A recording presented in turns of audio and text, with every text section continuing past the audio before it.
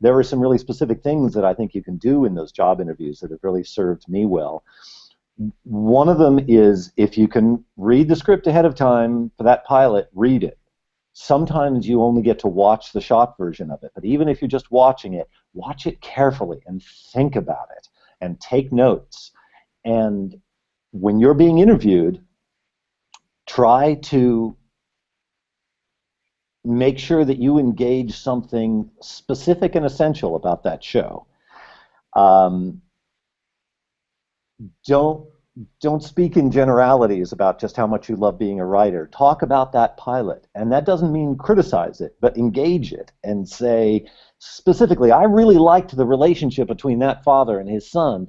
It was recognizable, but there was this really unique thing about it that I really enjoyed. You know, show that you've really thought about whatever they've created because they've thought about it. There was a job at Warner Brothers that I got years ago that I think a huge part of the reason I got that job was because there was one odd little interchange near an act break that I really liked in this pilot that I watched right before the interview, and I mentioned it to the showrunner who was interviewing me. It happened to be his favorite part of the whole script.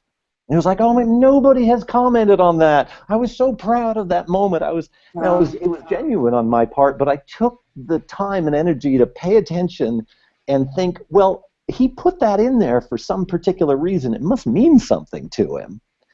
And I liked it, so why not comment on it and engage him about that? Another way to encourage that kind of impression in those interviews is to ask intelligent questions. Now, honestly, there are some showrunners who will barely let you talk during the interview anyway.